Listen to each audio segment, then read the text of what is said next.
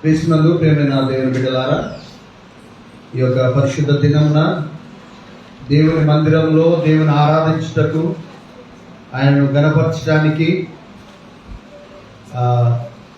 మీరందరూ ఎంతో ఆసక్తితో ఆయన మందిరంలోకి వచ్చినందుకు దేవుడు మిమ్మలను దీవించునుగాక.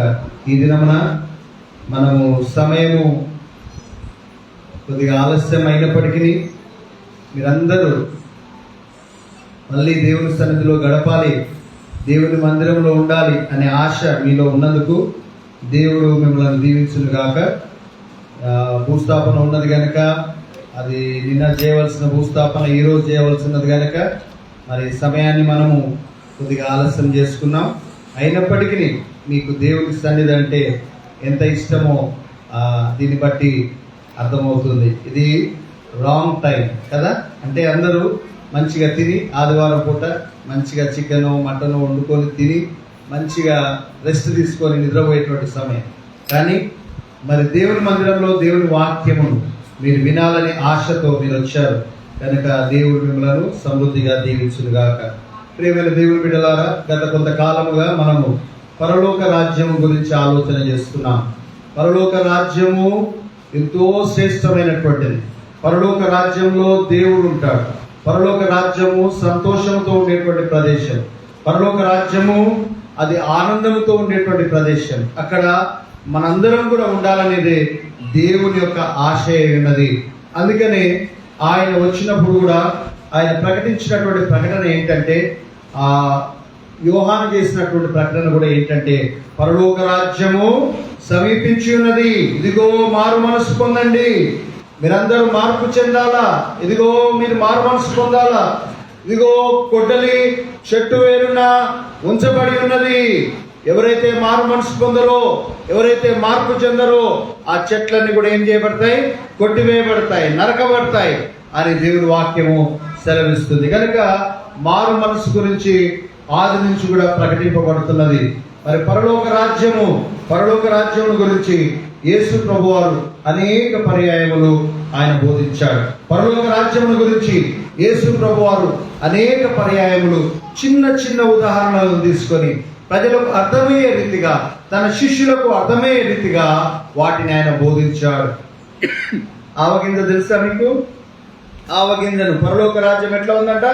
ఆవగింజను పోలి ఉన్నది. పరలోక రాజ్యము గురించి యేసు ప్రభు చెప్పిన విషయాలను మనం గతంలో కొన్నిటిని మనం ధ్యానం చేసుకున్నాం. మరి దివిటీలను పట్టుకొని పరలోక రాజ్యం ఎట్లా ఉన్నదంట? దివిటీలను పట్టుకొని పెళ్లి కుమారుని ఎదుర్కొనుటకు వెళ్ళొచ్చినటువంటి 10 మంది కన్యకలను పోలి ఉన్నది. ఎంతమంది అంట? ఎంతమంది?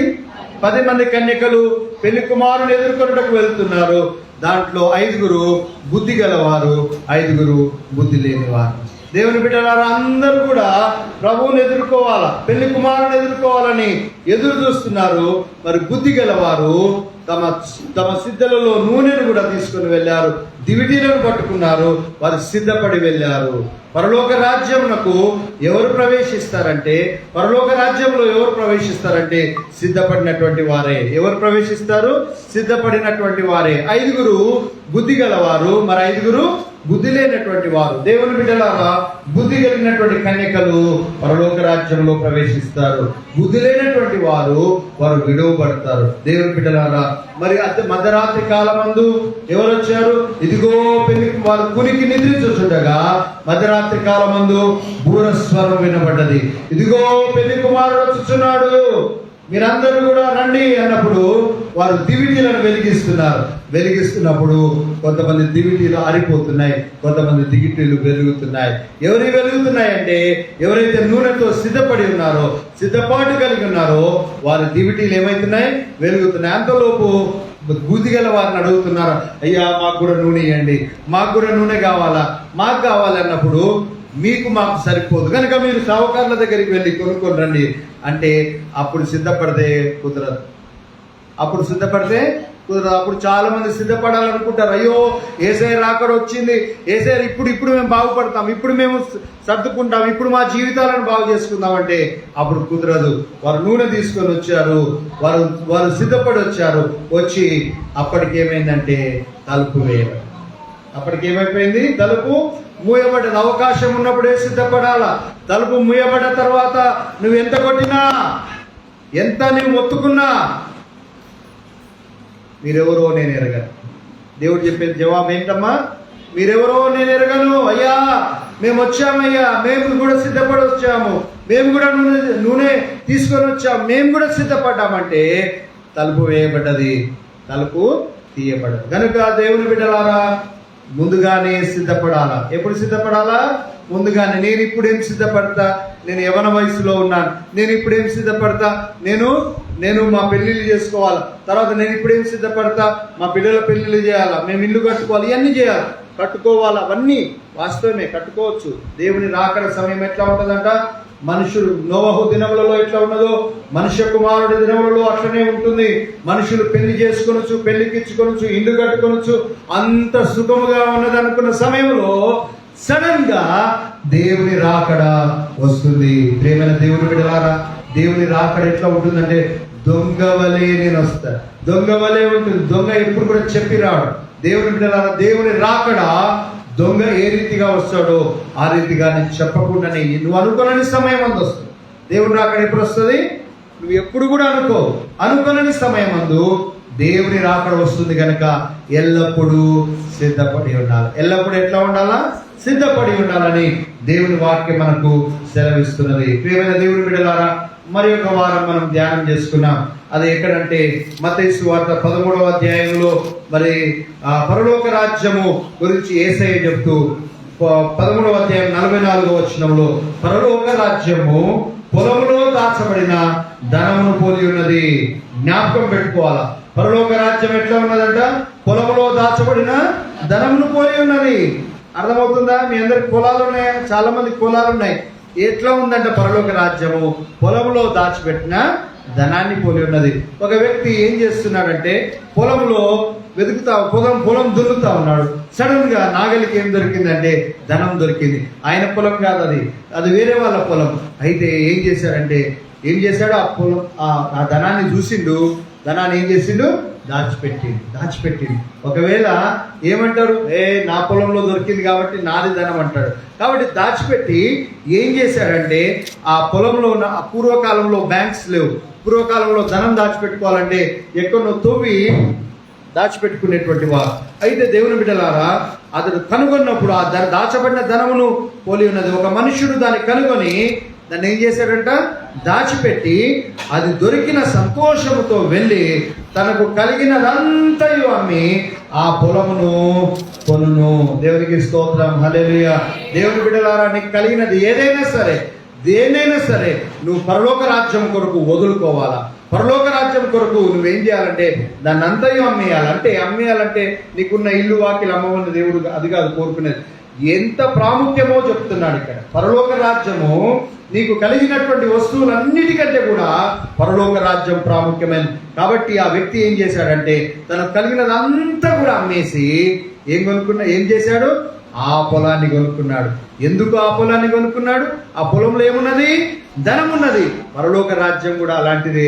కనుక దేవుని బిడ్డలారా, పరలోక రాజ్యాన్ని సంపాదించుకుంటకు నీవు దేన్నైనా వదిలిపెట్టాలా. పరలోక రాజ్యాన్ని సంపాదించుకుంటకు నువ్వు ఏదైనా, నీకు విలువైనటువంటి ఏదైనా కూడా అమ్మి వేసుకోవాలంటే తీసేసుకోవాలా అని దేవుని యొక్క వాక్యం మనకు తెలుసు. కొంతమంది జీవితాల్లో ఎన్నెన్నో విలువైనటువంటి వస్తువులు ఉంటాయి, విలువైనటువంటి అలవాట్లు ఉంటాయి, విలువైనటువంటివి ఉంటాయి.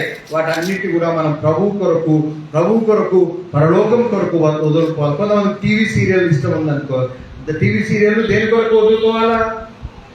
దేని కొరకు వదులుకోవాలి? పరలోక రాజ్యం కొరకు. అది ప్రాముఖ్యమా, ఇది ప్రాముఖ్యమా? నువ్వు తరాదులో వేసినప్పుడు, అంటే ఒట్టి ఉదాహరణ ఒక్కడే చెప్తున్నా, వేసినప్పుడు ఏది నీకు ప్రాముఖ్యంగా ఉండాలా? పరలోక రాజ్యం పరలోక రాజ్యం కొరకు దేన్నైనా వదులుకోవటకు సిద్ధంగా ఆయనకున్న ఇల్లు అమ్ముకున్నాడు, వాకిలు అమ్ముకున్నాడు, అన్ని అమ్ముకొని ఆ విలువైనటువంటి పొలాన్ని కొనుక్కున్నాడు. ఎందుకు? అక్కడ ఏముంది? విలువైన ధనం ఉంది. అక్కడ ఏముంది? విలువైన ధనం. తర్వాత ఇంకొకటి, ఒక పరలోక రాజ్యం ఎట్లా ఉన్నదంటే మంచి ముత్యములను వెతుకు వర్తకుని పోలి ఉన్నది. అమ్మా, ఒక వర్తకుడు ఉన్నాడు. వర్తకుడు వ్యాపారం చేసేటువంటి వాడు, వర్తకం చేసేటువంటి వాడు ఉన్నాడు. మరి పరలోక రాజ్యం మంచి ముత్యములను వెతుకుచున్న వర్తకుని పోలి ఉన్నది. నాకు ఏం కావాలని, దేవుని దగ్గరికి పోవాలంటే ఏం కావాలా, నేను ఎట్లా పోవాలా అని నువ్వు వెతుకుతా ఉన్నావు. సడన్గా నీకేం దొరికిందంటే మంచి అమూల్యమైన ఒక ముత్యము కనుగొన్నాడు. మీరందరూ ఇప్పుడు చెప్పాలి ఏంటంటే, పరలోక రాజ్యము దేన్ని పోలి ఉన్నది? పొలంలో దాచబడిన ధనమును పోలి. గుర్తుపెట్టుకోవాలి, మైండ్లో ఎప్పటికీ గుర్తుపెట్టుకోవాలి, మీ హృదయంలో దాచిపెట్టుకోవాలి. మన హృదయాల్లో మనం పరలోక రాజ్యం ఎట్లా ఉన్నదమ్మా? పొలంలో దాచబడిన ధనమును పోలి ఉన్నది. రెండోది, పరలోక రాజ్యం ఏముంది? అమూల్యమైన ఒక ముత్యమును పోలి ఉన్నది. అమూల్యమైన ముత్యము అంటే మూల్యం పెట్టి చెల్లించాలి, కొనుక్కోలేనటువంటిది. అంటే అంత మాత్రమే కాకుండా ఇంకొక అర్థం ఏంటంటే చాలా విలువ గలది. అమూల్యమైనది అంటే ఏంటమ్మా? చాలా విలువ గలది. అంటే ఎంత డబ్బు పెట్టి కొనాలనుకుంటే అంత డబ్బు పెట్టి దాన్ని కొనాల్సిందే, దాన్ని ఖచ్చితంగా కొనాల్సిందే, మనకు కావాల్సిందే అని అనుకునేది. కాబట్టి పరలోక రాజ్యము అతడు అమూల్యమైన ఒక ముత్యమును కనుగొని పోయి తనకు కలిగినదంతా అమ్మి దాని కొనును. ఏం చేస్తాడు? ఆ ముత్యం కొరకు ఏం చేస్తాడు? ఉన్నదంతా అమ్మేసేసి. చెప్పండి, అందరు అర్థమవుతుందా? ఏసై చెప్పి చిన్న, మీకు ముత్యం తెలుసా తెలియదు? ముత్యాలు తెలుసుగా, ముత్యం తెలుసు. తర్వాత ఇంకా పొలం తెలుసు, ధనం తెలుసు కదా. మనకు అర్థమయ్యే రీతిగా ఏసై చెప్పాడు. అర్థం కాకుండా చెప్పలే, మర్మంతో కూడినట్టుంది కాదు, సింపుల్గా చెప్పాడు. దాన్ని అర్థం చేసుకోవాలి. ముత్యము తెలుసు, పొలము తెలుసు, ధనము తెలుసు. తర్వాత ఆవగింజ. ప్రతిరోజు మీరు ఆవాలు దేంట్లో వేస్తారు? కూరలో వేస్తారు కదా, పప్పులో వేస్తారు, పప్పు తాలింపులో వేస్తారు. కాబట్టి ఆవగింజను పోలి ఉన్నది. అది పెద్ద వృక్షం అయిపోతుంది. దాని గురించి ఇంకోసారి మనం ధ్యానించుకుందాం. అయితే దేవుని బిడ్డలారా, మరి ఆ ముత్యము కొరకు ఏం చేశాడు? తనకు కలిగినదంతా కూడా అమ్మేసి తను ఏం చేశాడంటే ఆ ముత్యాన్ని కొనుక్కున్నాడు. కాబట్టి నీకు విలువైనది నీ జీవితంలో ఏంటంటే పరలోక రాజ్యమే. మన అంతిమ గమ్యము, మన గోల్ ఏంటంటే మనం వెళ్ళవలసింది ఎక్కడికంటే పరలోక రాజ్యమే. దేవుని భక్తిలో ఉండి అన్ని కలిగి ఉండి ఆఖరికి పరలోక రాజ్యంలో చేరకపోతే లాభం లేదు. మరి ధనవంతుడైనటువంటి యవనస్తుడు ఏమన్నాడు? అతడు అధికారిగా ఉన్నాడు, ధనవంతుడిగా ఉన్నాడు, అతడు ఆశించాడు, అతడు ఎంతో ఆశతో వచ్చాడు, మోకరించాడు యేసయ్య దగ్గర వచ్చి, అయ్యా నిత్య జీవమునకు నేను వారసుడని కావాలంటే నేనేమి చేయాలి, ఏ మంచి పని చేయాలంటే నువ్వు దొంగతనం చేయవద్దు, అబద్ధం ఆడవద్దు, నరహత్య చేయకూడదు, నీ తల్లిదండ్రులను నువ్వు సన్మానించాలంటే నేను బాల్యం నుండే వీటన్నిటినీ చేయించున్నాను. అయితే ఇంకా ఏం చేయాలంటే నీకు ఒకటి కొదువుగా ఉన్నది. అదేంటంటే నీకు కలిగినవన్నీ అమ్మి బీదలకేమో పరలోక రాజ్యమందు నీకు ధనం కలుగుతుంది. నువ్వు నన్ను వెంబడించు అంటే పరలోకం వైపు చూశాడు, ధనం వైపు చూశాడు. యేసయ్య వైపు యేసయ్య మాటల వైపు చూశాడు, ధనం వైపు చూశాడు. ఆఖరికి ఒక డెసిషన్ తీసుకున్నాడు. అదేంటంటే అతడు ధనమే కావాలని దుఃఖపడుచు ముఖం చిన్నబుచ్చుకున్నాడంట. దుఃఖపడుచు వ్యసన పడుచు వెళ్ళిపోయాడు. ఏం చేశాడు? ఆశ ఏముంది? పరలోక రాజ్యం పోవాలను. కానీ యేసయ్య చెప్పిన తర్వాత ఆ ధనాన్ని బీదలకు ఇవ్వడానికి ఇష్టం లేదు, యేసయ్యను వెంబడించడానికి ఇష్టం లేదు. అదే రీతిగా దుఃఖపడ్డాడు, బాధపడ్డాడు, వ్యసనపడుతూ అతడు అక్కడి నుంచి వెళ్ళిపోయాడు. దేవుని బిడ్డలారా, చాలా మంది పరలోక రాజ్యం దగ్గరికి వస్తారు, డోర్ దగ్గరికి వస్తారు, కానీ లోపల ప్రవేశించలేదు. వాళ్ళు కూడా వచ్చి డోర్ దగ్గర కొడుతున్నారు, ప్రవేశించలేకపోయారు. కాబట్టి చాయిస్ ఎవరిదంటే నీదే. తీసుకోవాల్సిన డెసిషన్ ఎవరిదంటే నీదే. ఎవరైతే తమను తాము శుద్ధి చేసుకొని ఆ విలువైనటువంటి పట్టణం కొరకు, అది దాచబడినటువంటి ధనాన్ని పోలి ఉన్నది, అది ముత్యాన్ని పోలి ఉన్నది, కాబట్టి అది విలువైనటువంటిది కనుక దాన్ని సంపాదించుకుంటకు దేనినైనా నువ్వు త్యాగం చేయడానికి సిద్ధపడి ఉండాలా. అది సిద్ధపడి ఉన్నావా? దేవుడు నిన్ను ప్రశ్నిస్తున్నాడు. సిద్ధపడుతూ ఉన్నావా? మరి దేవుని బిడ్డలారా, మరి మనం జ్ఞాపకం పెట్టుకోవాలని దేవుడు జ్ఞాపకం చేస్తున్నాడు. మరి దివిటీల గురించి కూడా ఆలోచన చేసినప్పుడు మీరందరూ మెలకువగా ఉండండి. ఏమని చెప్తున్నాడు? మీరు మెలకువగా ఉండి ప్రార్థన చేయండి. మెలకువగా ఉండి ఏం చేయాలంట? ఎల్లప్పుడూ మెలకువగా ఉండి ఎల్లప్పుడూ ప్రార్థన చేయండి. మీరు జాగ్రత్త కలిగి ఉండండి. ఇవన్నీ మీ మీదకి వస్తాయి, ఇవన్నీ తప్పించుకొని మీరు ఉండులాగున. మీరు లూకాసు వార్తలో ఉంటుంది ఆ మాట. మీరు వీటన్నిటిని తప్పించుకొని దేవుని దగ్గర నిలవబడటానికి, మీకు అందరూ కూడా ఉండటానికి మీరు కావాల్సినటువంటి ఒక బలమైన ఆయుధం ఏంటమ్మా బలమైన ఆయుధం? ఎల్లప్పుడూ మెలకువగా ఉండి ప్రార్థన చేయండి. ఎల్లప్పుడూ మెలకువగా ఉండి ఏం చేయాలా? నిద్రపోకుండా అని కాదు. నిద్రపోరా? మంచిగా పోవాలి నిద్ర. ఏసై నిద్రపోవద్దని చెప్తలేడు. మెలకుగా ఉండి, ఎప్పుడు మెలకువగా ఉండి అంటే అలర్ట్గా ఉండి అంటే ఎప్పుడు జాగ్రత్త కలిగి, అమ్మో నేను ప్రార్థన చేసుకోవాలా, నేను సిద్ధపడాలా, నేను పరలోకంలో చేరాలా, నాలో ఏదైనా తప్పుంటే తీసేసుకోవాలా అనే భావనతో ఎల్లప్పుడూ ఎట్లా ఉండాలా? మెలకువగా ఉండి ప్రార్థన చేయాలి. ఎల్లప్పుడూ మెలకువగా ఉండి అంటే ఏం చేయమంటున్నాడు దేవుడు? ప్రార్థన చేయమంటున్నాడు. ప్రార్థన మన జీవితాలను కడుతుంది. ప్రార్థన పరలోకానికి మనల్ని చేరుస్తుంది.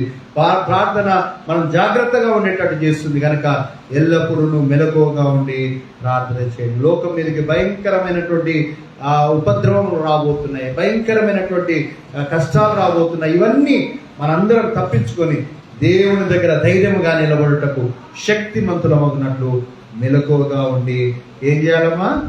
అదొక్కటే చేయండి. నేను ప్రార్థన చేయాలని తెలియదా మీకు? ఎవరికైనా తెలియదా? చేయొద్దండి. తెలియదా? ప్రార్థన చేయాలని తెలియదా? ప్రార్థన చేయాలని అదే తెలియదా అని అంటున్నా.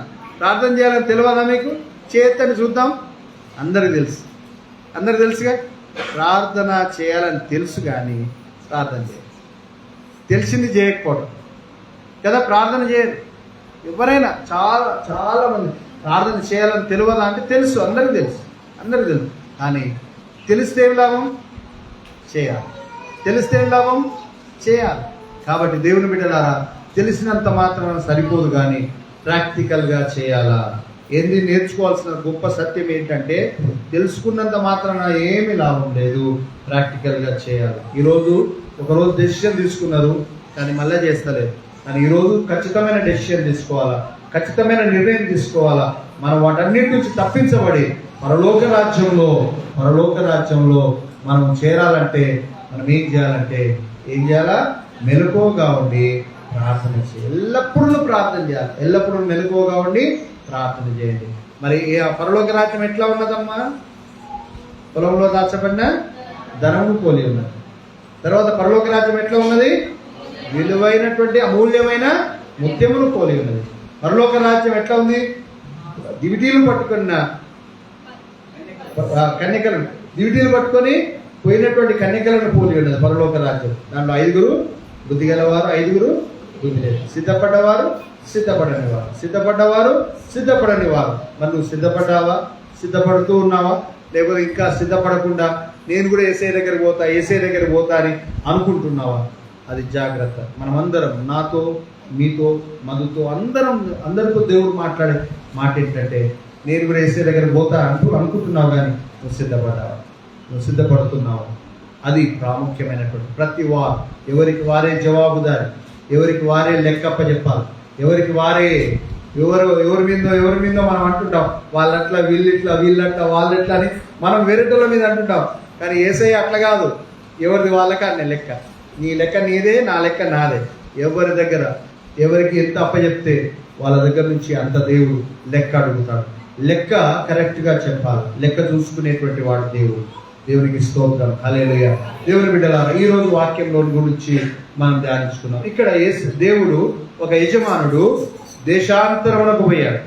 ఎక్కడికి పోయాడు? వేరే దూర దేశానికి పోయాడు. దూర దేశానికి పోయేటప్పుడు తనకు చాలా ఆస్తి ఉన్నది. ఆ ఆస్తిని ఎవరికి అప్పచెప్పాడు తెలుసా? తన దాసులకు అప్పగించాడు. ఎవరా దాసులు? మనమే. ఎవరా దాసులు? యజమాని ఎవరు? యేసయ్య. ప్రతి వారికి తన సామర్థ్యం కొలది ఏం చేశాడంటే అప్పగించాడు. ఎవరికైనా ఆయనకు అన్ని తలాంతులు ఉన్నాయి, ఆయనకు మంచిగా పాటలు పాడతాడు, వాక్యం చెప్తాడు, ఆయనకు అన్నీ ఉన్నాయి అని నువ్వు అనుకుంటావు. కానీ దేవుడు ఎవరి సామర్థ్యాన్ని బట్టి వాళ్ళకి ఇస్తాడు.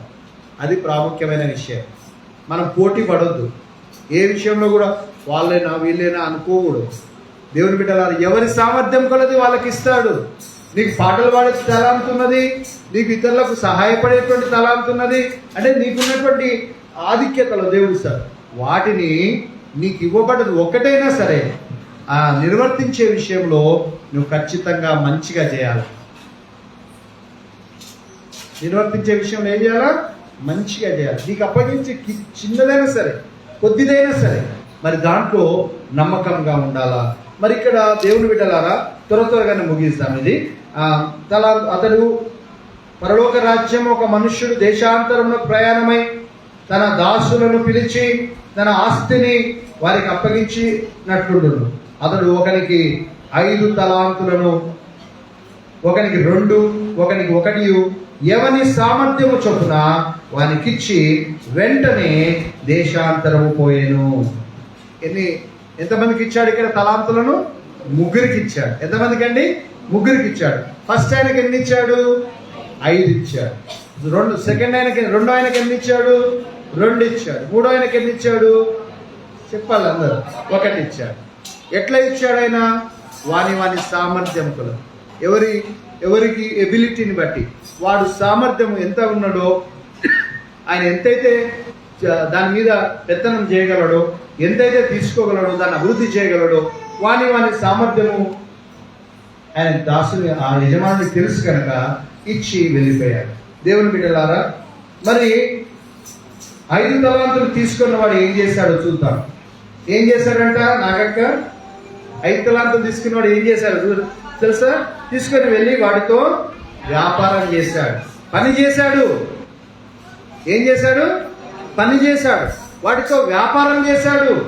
మరి దేవుడు మనకి ఇచ్చినటువంటి దాన్ని అటునే పెట్టుకొని నీకున్నదాన్ని నీవే కలిగి ఉండి ఎవరికి ప్రయోజనకరంగా ఉండకపోతే దేవుడికి ఇష్టం లేదు. కాబట్టి 5 తలాంతులతో ఏం చేశాడండి? వ్యాపారం చేశాడు. 1 తలాంతు యొక్క విలువ ఎంత అంటే తెలుసా? ఇంచుమించు 3600 కావచ్చండి. 1 తలాంతు విలువ ఎంతండి? 3600. మరి 5 తలాంతులు అంటే ఎంత? నేను లెక్క చేసిన ఆల్రెడీ 18,000. ఎంత? ఒక వ్యక్తికి ఎన్ని ఇచ్చాడు? 18,000 రూపాయలు ఇచ్చి. తర్వాత రెండో వ్యక్తి 2 తలాంతులు ఇచ్చాడు. అంటే ఎంత? 7,200. ఇంకొక వ్యక్తికి 1 తలాంతు ఇచ్చాడు. ఇప్పుడు ఇది అందరూ చెప్తారు, చెప్పండి. 3,600 రూపాయలు అంత విలువనిచ్చిపోయాడు. ఇచ్చినప్పుడు దేవుని బిడ్డలారా, మొదటి వాడు ఏం చేశాడంటే వ్యాపారం చేశాడు, తలాంతులు సంపాదించాడు. అలాగనే 2 వెళ్ళి వాటితో వ్యాపారం చేసి ఏం చేశాడంట? మరి 5 తలాంతులు సంపాదించను. దేవునికి స్తోత్రం, హల్లెలూయా. ఏం చేశాడండి? 5 ఉంచలే. ఏం చేశాడు? మరి 5 తలాంతులను సంపాదించాడు. మరి రెండో వాడు ఏం చేశాడు చూడండి. అయితే అలాగుననే 2 తీసుకున్నవాడు మరి 2 సంపాదించను. అయితే 1 తలాంతు తీసుకున్నవాడు వెళ్ళి భూమి త్రవ్వి తన యజమానుని సొమ్ము దాచిపెట్టాను. అయ్యో, ఏమి అభివృద్ధి ఉండదు, ఏమి లాభం ఉండదు, దాచిపెట్టే లాభం ఉండదు. దేవుడు నీకు ఇచ్చిన తలాంతులు, దేవుడు నీకు ఇచ్చినటువంటి సామర్థ్యాన్ని, దేవుడు నీకు ఇచ్చినటువంటి పనిని నువ్వేం చేయాలంటే అభివృద్ధి చేయాలి. దేవుడు నీకు ఇచ్చిన సామర్థ్యమును, దేవుడు నీకు ఇచ్చిన పనిని, దేవుడు నీకు ఇచ్చిన తలాంతును నువ్వేం చేయాలంటే అభివృద్ధి చేయాలా. దానిలో పని చేయాలా. దేవుడు దాన్ని కోరుకుంటున్నాడు. పరలోక రాజ్యంలో మరి దేవుని బిడ్డలారా ఎవరైతే ఉంటారంటే పనిచేసేటువంటి వారు ఉంటారు. తన తండ్రి చిత్తమును నెరవేర్చేటువంటి వారు, తన తండ్రి ఇష్టాన్ని చేసేటువంటి వారు పరలోక రాజ్యంలో చేరుతారు. తన తండ్రి ఇష్టానికి వ్యతిరేకంగా జీవించేటువంటి వారికి పరలోక రాజ్యంలో స్థానం లేదు. దేవుని బిడ్డలారా, మరి ఏం చేశాడంటే మూడవ వాడు ఏం చేశాడు? భూమిని తవ్వాడు. ఆ పని ఏదో తవ్వటానికి పని కావాలి, చెయ్యి ఏం కావాలా? శ్రమ తీసుకున్నాడా లేదా? తవ్వటానికి శ్రమ తీసుకున్నాడు, పూడవటానికి శ్రమ తీసుకున్నాడు, దాచిపెట్టడానికి శ్రమ తీసుకున్నాడు. కానీ దాంతో పని చేస్తే ఎంత బాగుండేది. అదే పనిని పని చేస్తే బాగుండేది, తండ్రి చిత్తాన్ని చేస్తే బాగుండేది. మనం అనేకమైనటువంటి వ్యాపకాల్లో ఉంటాం, అనేకమైన దేవుని చిత్తానికి వ్యతిరేకమైన పనులలో బాగా నిమగ్నమై వాటిలో మనము ప్రయాసపడతాం. కానీ దేవుని చిత్తానికి ఇష్టమైనటువంటి పనులను కూనుకుంటే మనకి ఎంత ఆశీర్వాదకరం. కాబట్టి దేవుని బిడ్డలారా, మరి అయితే ఒక తలాంతు తీసుకున్న వాడు ఏం చేశాడు? వెళ్ళి భూమి త్రవి తన యజమానుని సొమ్ము దాచిపెట్టాను. బహుకాలమైంది, చాలా కాలమైంది. ఆ యజమానుడు ఇంకా రావట్లేదు అనుకుంటున్నారు. చాలా కొంతమంది కునికి నిద్రపోతారు, కొంతమంది ఇష్టం వచ్చినట్టు దాసులను కొడుతున్నారట. వాడు యజమానుడు రావట్లేడని దాసులను. అయితే ఇక్కడైతే ఏం చేశాడంటే, చాలా కాలమైన తర్వాత ఎవరు వచ్చారండి? యజమాని. తప్పకుండా యేసయ్య వస్తారు. ఏం గుర్తుపెట్టుకోవాలా? తప్పకుండా యేసయ్య వస్తాడు, ఈ భూమి మీదకి యేసయ్య వస్తాడు అనేటువంటి విషయాన్ని మీరు జ్ఞాపకం పెట్టుకోవాలా. కాబట్టి యజమానుడు వచ్చి లెక్క చూసుకుంటాడు. నీకు అప్పగించినటువంటి దాన్ని నువ్వు తప్పకుండా లెక్క అడుగుతాడు. లెక్క అడిగేటువంటి వాడు దేవుడు. ఆ పోనీలే అనుకోడు. ఏదైతే నీకు అప్పగించాడో దాన్ని నువ్వు ఎంత డెవలప్ చేస్తావు, ఎంత ఎంత నువ్వు పని చేస్తావు, నీకు ఇచ్చిన తలాంతును ఏ రీతిగా ప్రభువు మహిమార్థమై వాడావో ఆ విషయాన్ని దేవుడు ఏం చేస్తాడండి? లెక్క అడుగుతాడు. లెక్క అడిగినప్పుడు నువ్వు ధైర్యంగా నిలబడతావా, సిగ్గుతో నిలబడతావా, అధైర్యంతో నిలబడతావా? జాగ్రత్తగా ఉండాలా. ప్రియమైన దేవుని బిడ్డలారా, మరి దేవుడు లెక్క చూసేటువంటి వాడు, లెక్క అడిగేటువంటి వాడు, లెక్క చూసుకునేటువంటి వాడు. మరి మొదటి వాడు ఎవరికి ఇచ్చాడు? ఫస్ట్ ఎవరికి ఇచ్చాడు చెప్పండి? ఎవరికి ఇచ్చాడు? 5 ఇచ్చాడు కదా. ఫస్ట్ ఇచ్చిన ఆయనకి ఎన్ని ఇచ్చాడండి? 5 తలాంతులు ఇచ్చాడు. 3,600 రూపాయలు ఒక తలాంతు అంటే 18,000 రూపాయలు ఇచ్చిన ఆయన అడుగుతున్నాడు. నువ్వేం చేసావు? ఏం చేసావు?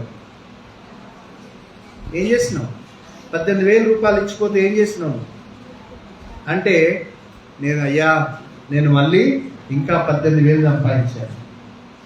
ఏం చేసినావు? చెప్తున్నా, ఇక్కడ చెప్తున్నా, ఇక్కడ రారా. ఏం చేసినావు? నీకు ఇచ్చిన తలాంతులను చెప్పొచ్చుగా. వెరీ గుడ్, వెల్ డన్ అన్నాడు దేవుడు. ఏమన్నాడు? బలా, వెరీ గుడ్, బలా నమ్మకమైన మంచి దాసుడా, నీవు ఈ కొద్దిలో నమ్మకంగా ఉన్నావు, కాబట్టి నీకు అనేకమైనటువంటి వాటి మీద నేను నియమిస్తున్నాను. నడు, సంతోషం, హ్యాపీగా ఉన్నది. ఎంత మంచిగా, నీవు బుద్ధిలో నమ్మకంగా ఉన్నావు. ఏమని చెప్తున్నాడు దేవుడు? అప్పుడు 5 తలాంతులు తీసుకున్నవాడు మరి 5 తలాంతులను తెచ్చి, అయ్యా నీవు నాకు 5 తలాంతులు అప్పగించితివే, అవియుగాక మరి 5 తలాంతులు సంపాదించితిరని చెప్పాను. అతని యజమానుడు భలా అన్నాడు. ఏమన్నాడు? వెల్ డన్ అన్నాడు. ఏమన్నాడు దేవుడు? వెల్ డన్, గుడ్, నమ్మకమైన ఫెయిత్ఫుల్ సర్వెంట్.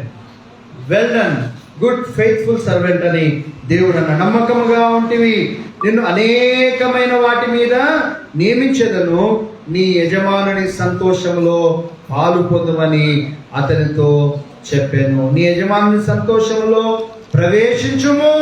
పాలు పొందుము అంటే ప్రవేశించమంటే పరలోక రాజ్యంలో ఏముంటదమ్మా? సంతోషమే. అక్కడ దుఃఖం ఉండదు, అక్కడ ఏడుపు ఉండదు, అక్కడ ఎప్పుడు ఆనందమే. కాబట్టి నీ యజమానుని సంతోషంలో ప్రవేశించుము అంటే నీ యజమానుని సంతోషంతో నీవు కూడా అక్కడ ఉండు, సంతోషంలో నువ్వు పాల్గొందు, ప్రవేశించు అని దేవుడు చెప్పాడు. రెండవ వాని లెక్క అలాగే 2 తలాంతులు తీసుకున్నవాడు వచ్చి, అయ్యా నీవు నాకు 2 తలాంతులు అప్పగించితివే, అవియుగాక మరి 2 తలాంతులు సంపాదించితినని చెప్పాను. అతని యజమానుడు ఏమన్నాడు? 5 తలాంతులు ఇచ్చిన వానితో ఎట్లా అన్నాడు? అట్లనే అన్నాడు, భలా నమ్మకమైన మంచి దాసుడా, నీవు కొంచెములో నమ్మకముగా ఉంటివి, నిన్ను అనేకమైన వాటి మీద నియమించదను, నీ యజమానుని సంతోషములో పాలు పొందమని అతనితో చెప్పాను. ఇతనితో వేరు మాటలు ఏమన్నా చెప్పాడా? సేమ్ చెప్పాడు. 5 తలాంతులు ఇచ్చిన కాబట్టి నువ్వు 5 సంపాదించేవాని ఆయన ఏదో గొప్పగా పొగడలే.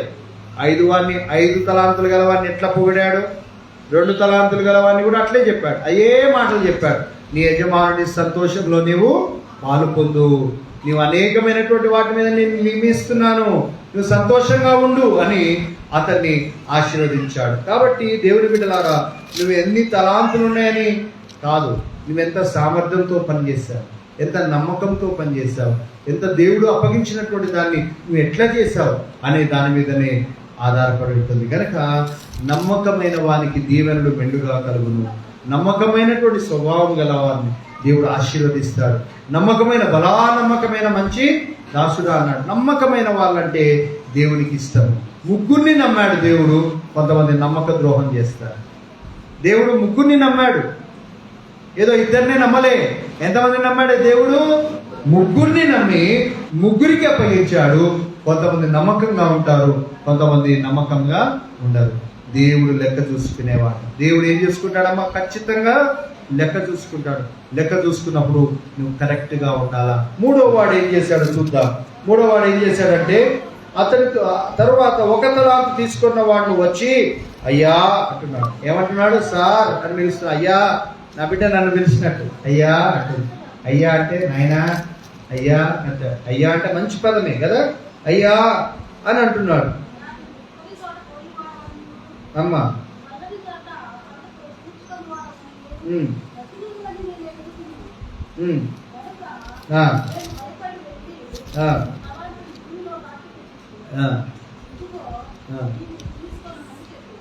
చూడండి అమ్మా, ఏమంటున్నాడంటే వానికి భయం లేదు.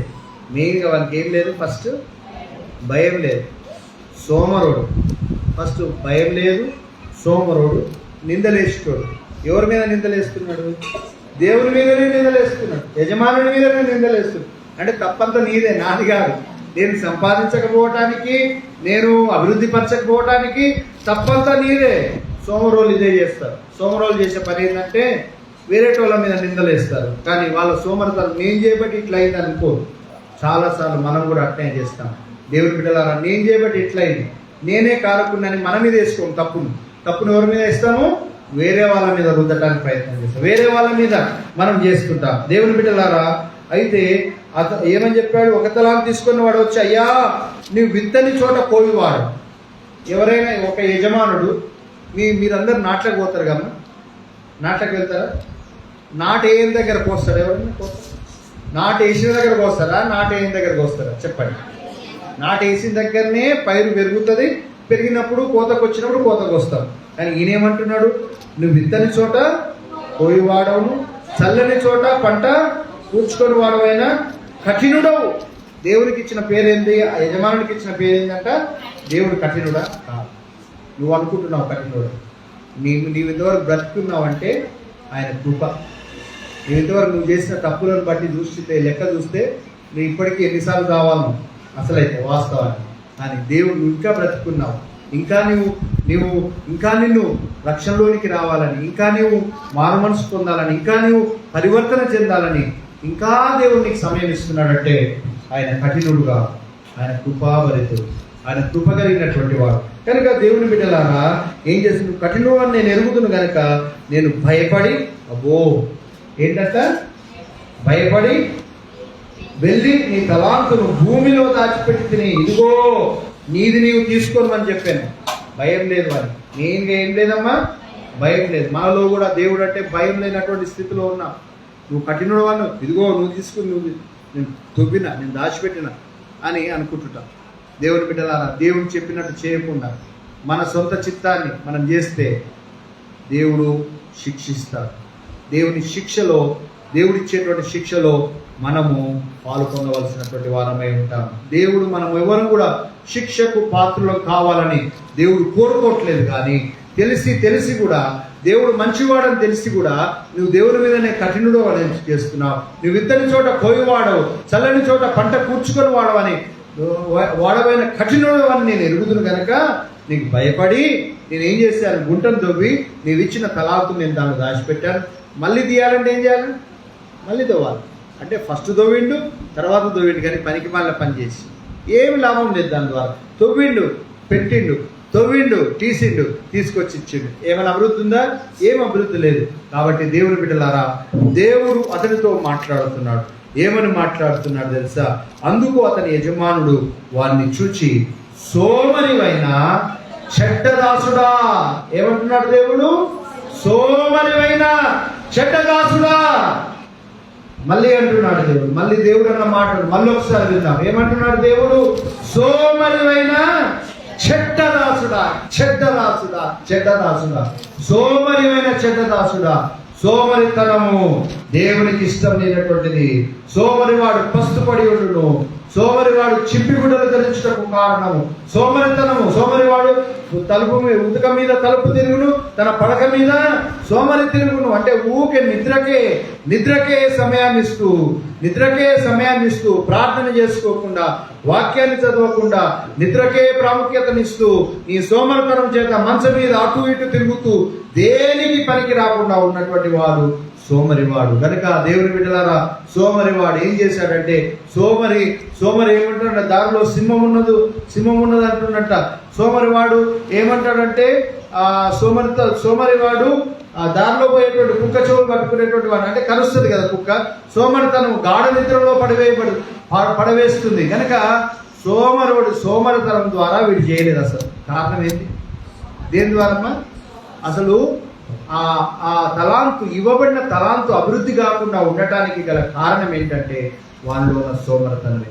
కాబట్టి ఓ విశ్వాసి, ఓ దేవుని బిడ్డ, ఈ రోజు నువ్వు వదలాల్సింది ఏంటంటే సోమరితనం.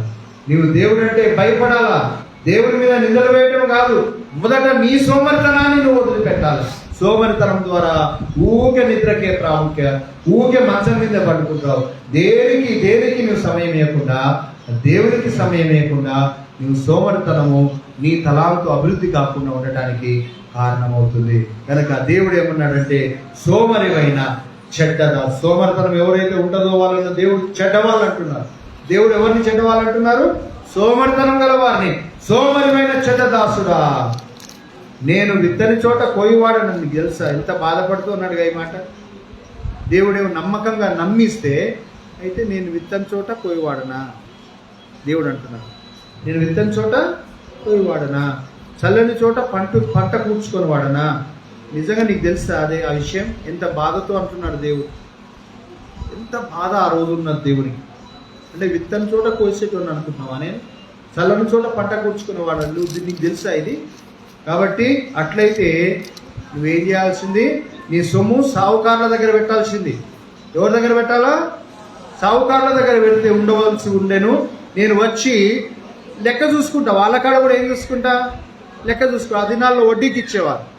ఆ వడ్డీకి ఇస్తే, సావుకారులకు వడ్డీకి ఇస్తే, ఆ రోజు ఇచ్చిండు, నేను పోయినప్పుడు ఇచ్చిండు కదా, ఈ రోజు వరకు వడ్డీ ఎంత అయిందో అని నేను వాళ్ళ దగ్గర సొమ్ము వసూలు చేసుకునేవాడిని. నేను వడ్డీతో కూడా నా సొమ్ము తీసుకొని ఉందని అని చెప్పి ఆ తలాంతు వాని యుద్ధ నుండి ఇవ్వబడ్డ తలాంతు కూడా తీసుకోబడ్డది. ఇవ్వబడ్డానికేమో ఇంకా ఇవ్వబడ్డాయి, ఇవ్వలే. అసలు ఏమి సోమరిగా ఉన్నటువంటి వానికేమో ఉన్నది కూడా తీసుకోబడ్డది. జాగ్రత్త. సోమరితనం చాలా భయంకరమైనది. సోమరి వాళ్ళ దగ్గర ఉన్నదంతా కూడా తీసుకోబడుతుంది, ఏమి లేకుండా పోతుంది, చింపిరిగూడలు ధరించుకోవడానికి కారణమవుతుంది. సోమరివాడు పస్తుపడి ఉండును. సోమరివానికి లేమి కలుగుతుంది. ఎందుకు కలుగుతుంది? సోమరివాని చేతులు పనిచేయడంలో. సోమరివాని చేతులు ఏం చేయమంట? పని చేయడానికి ఇష్టపడదు. కాబట్టి వాడు ఏం చేశాడంటే సోమరితనం చేత దానిలో గుడ్డలు దాచిపెట్టాడు. కాబట్టి ఆ తలాంతు ఆలోచనను తీసివేసి 10 తలాంతులు గల వారికి ఇడి, కలిగిన ప్రతి వానికి ఇవ్వబడును, అతనికి సమృద్ధి కలుగును, లేని వాడి యొద్ద నుండి వానికి కలిగినది తీసివేయబడు. అంటే లేని వాళ్ళ దగ్గర నుంచి అన్ని గుంజుకుంటారని కాదు అక్కడ ఉద్దేశం. ఎవడైతే సోమరిగా ఉంటాడో, ఎవడైతే పని చేయడో, ఎవడైతే దేవుని చిత్తాన్ని నెరవేర్చడో వాడి దగ్గర నుంచి అన్ని కూడా లాక్కోబడతాయని దేవుడి వాక్యం సెలవిస్తుంది. కాబట్టి ఏమంటున్నాడంటే, మరియు పనికి మాలినోడు అంటున్నాడు. దేవుడు ఏమంటున్నాడు? అమ్మా చెప్పండి అంటే ఏంది? దేనికి పనికిరా ఫూల్ అనమాట. వాడు ఇక పనికి మనం క్షణామందిని అంటాం, వీడు ఒక పనికి మాలినోడు. నువ్వు పనికి మాలినోడు కనుక ఎవరినన్ను అన్నావు అనుకో, పరలోక రాజ్యంలో నీకు చోట్లేదని వాక్యంలో తెలుసా ఈ మాట. నీ సహోదరుడు ఎవరిని కూడా పనికి మాలినోడా అనొద్దు. పనికి మాలినోడు అన్నావు అనుకో, నీకు పరలోకంలో అని దేవుడు అంటాడు పనికి మాలినోడు అని. దేవుడు అనొచ్చు, దేవుడు ఒక్కడే అనొచ్చు. ఎవరు అనొచ్చండి? దేవుడు ఆ సోమరైనటువంటి ఆ చెడ్డదాసుని ఏమన్నాడంటే పనికి మాలినోడు అన్నాడు. సోమరోళ్ళు ఎవరంట దేవుని దృష్టిలో? పనికి మాలినోడు, అభివృద్ధి పరచని వాళ్ళు, పనిచేయనటువంటి వాళ్ళు. వాళ్ళందరినీ దేవుడు ఏమంటున్నాడంటే ఛీ, సోమరివైన చెడ్డదాసుడా, పనికి మాలినోడా, పనికి మాలినోడా, పనికి మాలినోడా అని దేవుడు అంటున్నాడు. పనికి మాలిన దాసుని వెలపట్ల చీకటిలో త్రోసివేయుడి, అక్కడ ఏడుపును పళ్ళు కొరుకుటై ఉండును. అమ్మా, భయంకరమైనటువంటి విషయం. దేవుని పనిని సరిగా చేయనటువంటి వారికి పరలోక రాజ్యంలో స్థానం లేదు. దేవుడు నీకు ఇచ్చిన తలాంతును వృద్ధి చేయనటువంటి వారికి పరలోక రాజ్యంలో స్థానం లేదు. కనుక దేవుడు నీకు ఇచ్చినటువంటి దానిని నువ్వేం చేయాలంటే నీకు ఇచ్చిన రక్షణను కాపాడుకోవాలి.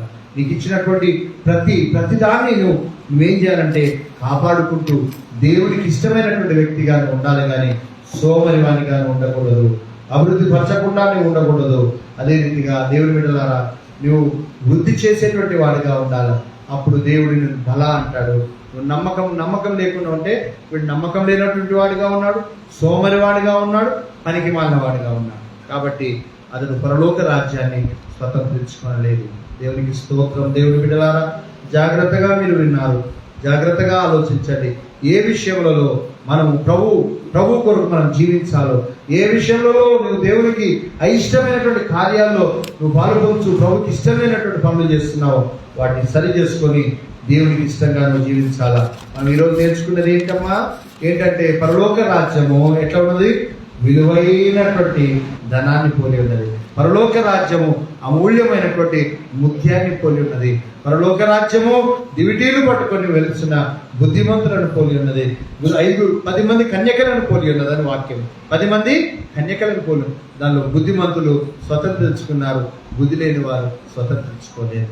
దేవుని బిడ్డలారా, అవకాశం ఉన్నప్పుడే దాన్ని సద్వినియోగం చేసుకోవాలి. ఈరోజు వాక్య ధ్యానంలో 3 వ్యక్తులు, ఒకడు 5 తలాంతులు తీసుకున్నాడు, ఒకడు 2 తలాంతులు తీసుకున్నాడు, ఒకడు 1 తలాంతు తీసుకున్నాడు. 5 తలాంతులు గలవాడు మరి 5 సంపాదించాడు. దేవుడు ఏమన్నాడు? Well done, well done my boy, well done, well done, బలా నమ్మకమైన మంచి దాసుడా, నువ్వు కొద్దిలో నమ్మకంగా ఉన్నావు. కొద్దిలో నమ్మకం ఉన్నాడు ఎక్కువలో కూడా నమ్మకంగా ఉంటాడు. కొద్దిలోనే నమ్మకంగా లేనివాడు ఎక్కువలో కూడా నమ్మకంగా ఉన్నాడు. కాబట్టి ఒకరిని పరిశీలించాలంటే కొద్దిగా అప్పగిస్తే నన్ను ఎట్లా నమ్మకంగా ఉన్నాడా, వెరీ గుడ్, వీడు నమ్మకంగా పనిచేస్తాడు, అది చేసుకోవచ్చు. అట్లనే కొద్దిలో నమ్మకంగా ఉండేవాడు ఎక్కువలో కూడా ఎట్లా ఉంటాడు? నమ్మకంగా, బలా నమ్మకమైన మంచి దాసుడా. 2వ వాడు మరి 2 సంపాదించాడు, బలా నమ్మకమైన మంచి దాసుడా, నువ్వు తండ్రి నా సంతోషంలో నువ్వు పాలు పొందన్నాడు. 3వ వాడు ఏమన్నాడు? ఇదిగో నువ్వు విత్తని చోట పోయేవాడు, చల్లని చోట పంట కూర్చుకునేవాడు, ఆయన కఠినుడు. దేవుడు ఏమంటున్నాడు? దేవుడు జాలి గలవాడు, దేవుడు కృప గలవాడు, దేవుడు కనికరం గలవాడు. అంటే దేవునికి ముద్ర ఏమిస్తున్నాడు? నువ్వు కఠినుడు అంటే అట్లన్నా, నేను కఠినుడు అన్నా, సరే నేను ఇప్పటి నుంచి కఠినుడుగా ఉంటాను అని దేవుడు ఏం చేశాడు? చీ అన్నాడు. ఫస్ట్ ఏమన్నాడమ్మా? చీ అన్నాడా లేదా? సోమరివైన చెడ్డదాసుడా, సోమరివైన చెడ్డదాసుడా, నీవు పనికి మాలినోడు. నువ్వేంటంటే ఎలాంటి వాడు? పనికి మాలిన. నేను అప్పగిస్తే నువ్వు ఇట్లా చేసి ఉండాల్సింది, నేను చల్లని చోట కూర్చోవాడన్నా. చీ అని దేవుడు అతను అసహించుకున్నాడు. పరలోక రాజ్యంలో చోటు లేదు. ఉన్నదంతా కూడా గుంజుకొని వేయబడ్డది. తర్వాత అక్కడ పనులు చీకటి. అక్కడ ఏముందమ్మా? సోమల వాళ్ళకి ఏముంటుంది? చీకటిలో కనబడదు. చీకటిలో ఏడుస్తూ ఉంటావు, మొత్తుకుంటా ఉంటావు, కానీ ఏమి కనబడదు. నరకంలో నీకు ఏమి కనబడదు. అక్కడ ఆ చోటులో ఏమి ఉండదు, ఏమి కనబడదు. ఏడుస్తూ ఉంటావు, ఏం కనబడుతుందా అంటే ఏమి కనబడదు, చీకటే. అక్కడ పళ్ళు కొరుకుతా, ఏడ్చుతా, పళ్ళు కొరుకుతా, ఎంత కొరికినా కూడా నీకేం కాదు, ఎంత ఏడ్చినా ఏం కాదు. వాడు బ్రతికున్నప్పుడే సిద్ధపడాలి, బ్రతికున్నప్పుడే జాగ్రత్త పడాలి, బ్రతికున్నప్పుడే దేవుడు నీకు ఇచ్చినటువంటి ప్రతి తలాంతును అభివృద్ధి పరచాలి. తండ్రి చిత్తాన్ని నెరవేర్చడమే. వాళ్ళు ఏం చేశారు? ఆ దాసులు ఏం చేశారు? 2 దాసులు తండ్రి చిత్తాన్ని, యజమానుడి ఇష్టాన్ని వాళ్ళు నెరవేర్చాడు. ఇంకొకడేమో సోమరితనంతో ఉన్నాడు, పనికిమాలిన వాడిగా ఉన్నాడు. అట్లా ఉంటే తప్పకుండా చీకటిలోనికి త్రోసివేయబడతావు. అప్పుడు కనికరింపబడవు. దేవుడు కనికరం గలవాడు కనుక నన్ను అప్పుడు కూడా కనికరిస్తానని అనుకుంటే అది భ్రమనే. కాబట్టి నువ్వు బ్రతుకున్నప్పుడే, సమయం ఉన్నప్పుడే, సమయం పోయిన తర్వాత, తలుపు వేయబడ్డ తర్వాత నువ్వు ఎంత మొత్తుకున్నా అక్కడ నీకు అవకాశము ఉండదు. కనుక సిద్ధపడదాం, జాగ్రత్త పడదాం, మెలకువగా ఉంటాం, ప్రార్థన చేద్దాం. మెలకువగా ఉండి ఎల్లప్పుడూ పరలోక రాజ్యం కొరకు మనము సిద్ధపడదాం. దేవుడు మిమ్మలను దీవించును గాక, మిమ్మల్ని ఆశీర్వదించును గాక.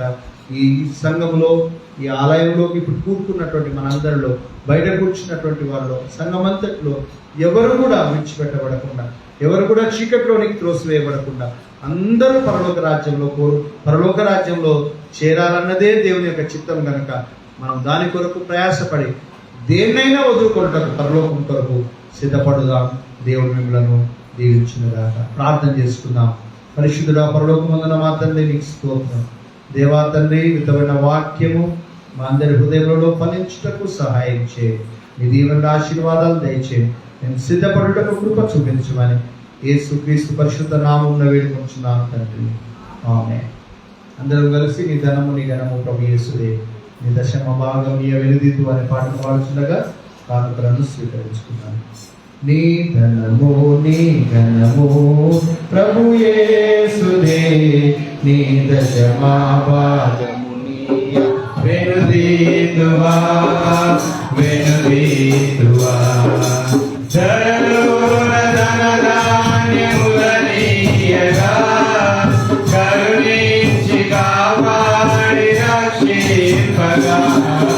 ధరలోన ధనధాన్యములనీయగా కరుణించి కాపాడి రక్షింపగా.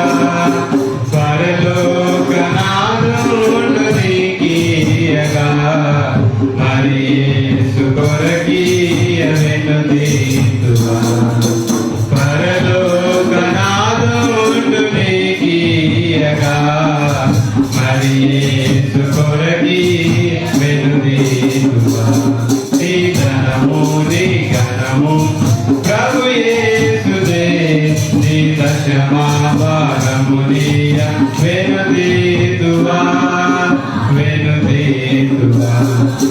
పాడి పంటలు ప్రభువు నీకిచ్చినగా, గూడు గుడ్డలు నీకు దయచేయగా. పాడి పంటలు ప్రభువు నీకిచ్చినగా, గూడు గుడ్డలు నీకు దయచేయగా. వేదంగ ప్రభు యేసు నామమును గడువేల ప్రభుకీయను క్రైస్తవ. వేదంగ ప్రభు యేసు నామమును గడువేల ప్రభుకీయను క్రైస్తవ. నీ ధనము నీ ఘనము ప్రభు యేసుదే, నీ దశమా భాగము నీయ వెనుదీతువా వెనుదీతువా.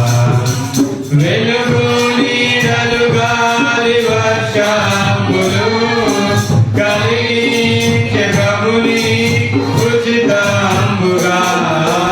వెలుగు నీడలు గాలి వర్షములు కలిగించే ప్రభుని ఉచితంబుగా. వెలుగించదలపై ప్రభునామము కలిమి కొలది ప్రభున కర్ణింపవా. వెలిగించదలపై ప్రభునామము కలిమి కొలది ప్రభున కర్ణింపవా. నీ ధనము నీ ఘనము ప్రభు యేసుదే, నీ దశమా భాగము నీయ వెనుదీతువా వెనుదీతువా.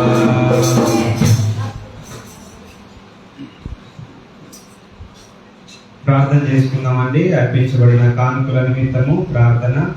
కానుకలు అర్పించిన బిడల పైన దేవుడు తన దీవెనలను కుమ్మరించులాగా ప్రార్థన చేసుకున్నాం. పరిశుద్ధుడా, ప్రేమ నమ్మకం గల తండ్రి, నీ పరిశుద్ధమైన ఘనమైన నామమునకు వేల కొలదిగా వందనాలు చెల్లిస్తున్నాం తండ్రి. అయ్యా ఈ యొక్క దినం నా తండ్రి మా అందరితో మీరు మాట్లాడి మమ్మల్ని అందరినీ బలపరిచినందుకు నీకు ఎంతో వందనాలు చెల్లిస్తున్నాం తండ్రి. అదే రీతిగా తండ్రి నీ బిడ్డలు నీ సన్నిధానం తీసుకొని వచ్చి అయ్యా వారు అర్పించిన తండ్రి కానుకలను మీరు దీవించండి. వారిని తండ్రి వారు చేయించిన పనులను మీరు ఆశీర్వదించండి. వారి చేతుల కష్టార్జితులను మీరు దీవించండి. 30 60 100 నీ దీవెనలు వారిపైన కుమ్మరించమని తండ్రి గుర్తు నింపిన ప్రతి హస్తాన్ని మీరే జ్ఞాపకం చేసుకోమని తండ్రి ఇంతవరకు మీరు మాతో నడిపించినందుకు మీకు వందనాలు కృతజ్ఞతలు స్తోత్రం చెల్లిస్తూ ముందున్న సమయాన్ని మీ చేతుల్లో పెడుతూ నజరుడు యేసుక్రీస్తు నామమున ప్రార్థిస్తున్నాము తండ్రి. మంచిదండి. సంఘ ప్రకటనలను గమనించండి. ప్రతి బుధవారము సాయంకాలము 7:30 గంటలకు సంఘంలో మందిరంలో ఆరాధన ఉంటుంది కనుక మీరందరూ జ్ఞాపకం పెట్టుకొని పాల్గొందాలని మరొకసారి జ్ఞాపకం చేస్తున్నాను. అదే రీతిగా ప్రతి శుక్రవారము ఉదయకాలం 11 గంటలకు మందిరంలో ఉపవాస కూడిక శుక్రవారం జరుగుతున్నది కనుక మీరందరూ జ్ఞాపకం పెట్టుకొని రండి. ప్రతి శుక్రవారము ఒక స్త్రీని గురించి ధ్యానించుకుంటున్నాము. నాకు తెలిసి ఇప్పటికీ ఒక 12 మంది స్త్రీలు అయిపోయి ఉంటారు కనుక మీరందరూ వస్తే స్త్రీలు ఏ రీతిగా బైబిల్ గ్రంథంలో వారు దేవుని పరిచర్యలో వాడబడినారు, ఏ రీతిగా దేవుడు వారిని తన సేవలో వాడుకున్నారో ధ్యానిస్తూ వస్తున్నాం కనుక శుక్రవారము ఎవరైతే ఇంటి దగ్గర ఉంటున్నారో వారందరూ వచ్చి దేవుని మందిరంలో మీరు ప్రార్థించవచ్చు, దేవుని స్తుతించవచ్చు. అదే రీతిగా ప్రాముఖ్యంగా దేవుని యొక్క వాక్యము కూడా వినే ఆధిక్యత ఉన్నది కనుక మీరు అందరూ రావాలని మరొకసారి మీకు జ్ఞాపకం చేస్తున్నాను. అదే రీతిగా ఆదివారం యథాప్రకారం ఉదయకాలం సండే స్కూల్ ఉంటుంది, దాని తర్వాత ఆరాధన ఉంటుంది కనుక ఇవన్నీ గమనించి మీ అనుదిన ప్రార్థనలో సంఘ కార్యక్రమం నిమిత్తము మీరు ప్రార్థించాలి. అదే రీతిగా ప్రతి ఒక్క కార్యక్రమంలో మీరు పాలు పొందాలని మీ అందరికీ మరొకసారి తెలియజేస్తున్నాను.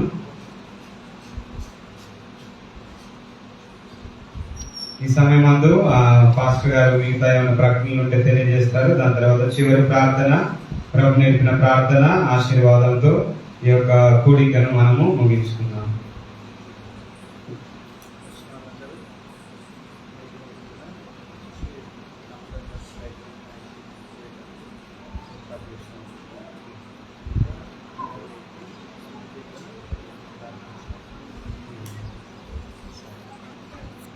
మంచిదండి. ఈరోజు ఆరాధన ఆలస్యమైనది కనుక మీ అందరి నిమిత్తము కూల్ డ్రింక్స్ తీసుకొని రావడం జరిగినది కనుక మీరందరూ వెళ్ళేటప్పుడు ఆ కూల్ డ్రింక్స్ తాగి మీరందరూ వెళ్ళాలని మీ అందరికి తెలియజేస్తున్నాను. మంచిది. అందరు లేచి నిలబడినట్లయితే చివరి ప్రార్థన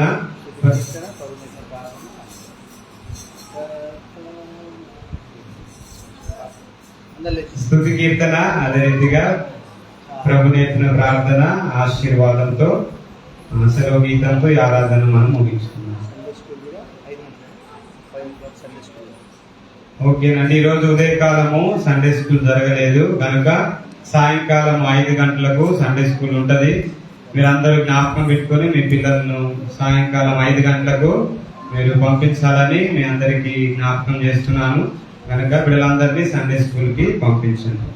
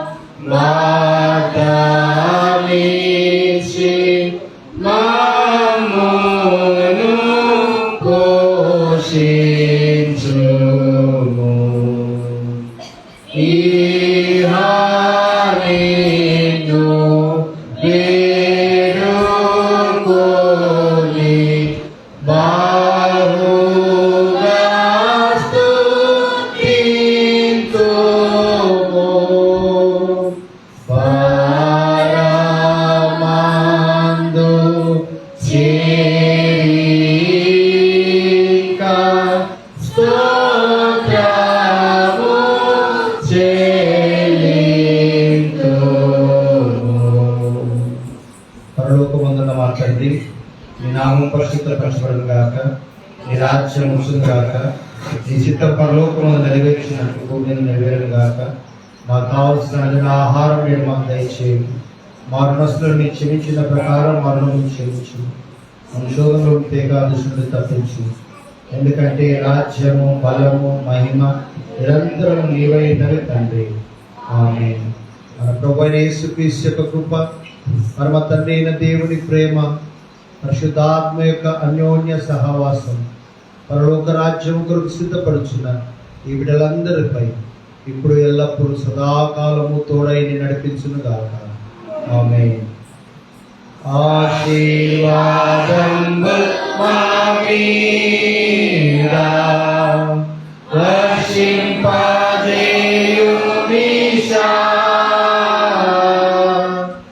ఆశతో నమ్మియున్నాము నీ సత్యవాగ్దానము.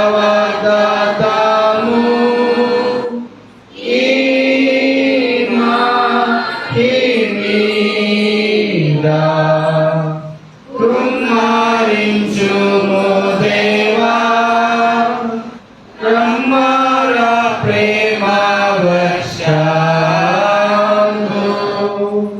కుమారించుము దేవా.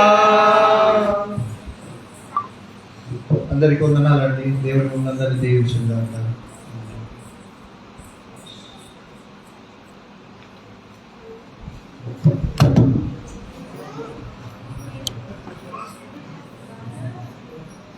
నాగార్జున